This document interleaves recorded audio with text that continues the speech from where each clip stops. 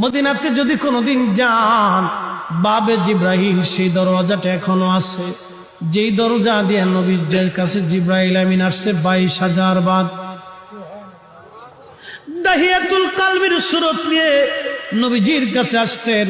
হযরত জিব্রাইল আমিন এসে সালাম দিয়ে বসে গেলেন। মানবের বেশে জিব্রাইল বসে গেলেন। ইয়া রাসূলুল্লাহ, আল্লাহ পাঠিয়ে দিয়েছেন, আল্লাহ সবই জানেন, ভিতরে বাহিরে প্রকাশ্য অপ্রকাশ্য আগে পরে, আপনার অন্তর ভিতর বাহির সব আল্লাহ জানেন। তারপরও আল্লাহ আমাকে পাঠিয়েছেন আপনার কুশল জানার জন্যে।